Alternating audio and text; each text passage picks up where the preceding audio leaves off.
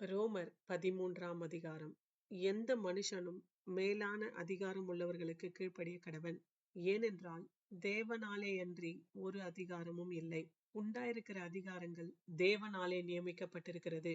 ஆதலால் அதிகாரத்திற்கு எதிர்த்து நிற்கிறவன் தேவனுடைய நியமத்திற்கு எதிர்த்து நிற்கிறான். அப்படி எதிர்த்து நிற்கிறவர்கள் தங்களுக்கு தாங்களே ஆக்கினையை வருவித்துக் கொள்ளுகிறார்கள்.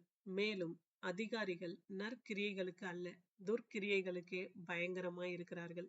ஆகையால் நீ அதிகாரத்திற்கு பயப்படாதிருக்க வேண்டுமானால் நன்மை செய், அதனால் உனக்கு புகழ்ச்சி உண்டாகும். உனக்கு நன்மை உண்டாகும் பொருட்டு அவன் தேவ ஊழியக்காரனாய் இருக்கிறான். நீ தீமை செய்தால் பயந்திரு, பட்டயத்தை அவன் விருதாவாய் பிடித்திருக்கவில்லை. தீமை செய்கிறவன் மேல் கோபாக்கினை வரப்பண்ணும்படி அவன் நீதியை செலுத்துகிற தேவ ஊழியக்காரனாய் இருக்கிறானே.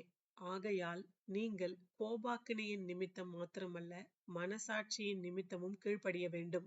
இதற்காகவே நீங்கள் வரியையும் கொடுக்கிறீர்கள். அவர்கள் இந்த வேலையை பார்த்து வருகிற தேவ ஊழியக்காரராயிருக்கிறார்களே. ஆகையால் யாவருக்கும் செலுத்த வேண்டிய கடமைகளை செலுத்துங்கள்.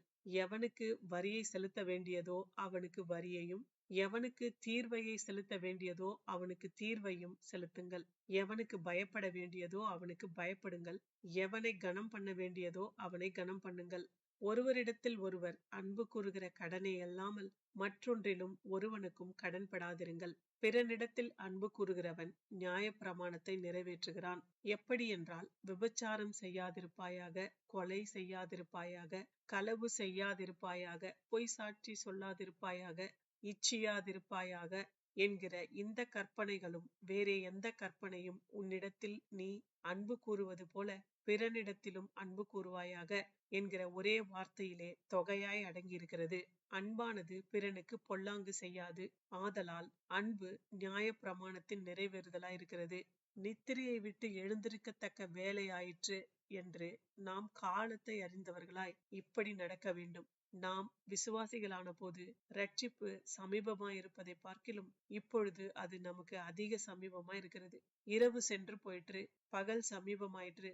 ஆகையால் அந்தகாரத்தின் கிரியைகளை நாம் தள்ளிவிட்டு ஒளியின் ஆயுதங்களை தரித்து கொள்ள கடவோம். களியாட்டும் வெறியும் வேசித்தனமும் காம விகாரமும் வாக்குவாதமும் பொறாமையும் உள்ளவர்களாய் நடவாமல் பகலிலே நடக்கிறவர்களைப் போல சீராய் நடக்க கடவோம். துர் இச்சைகளுக்கு இடமாக உடலை பேணாமல் இருந்து கர்த்தராகிய இயேசு கிறிஸ்துவை தரித்து கொள்ளுங்கள்.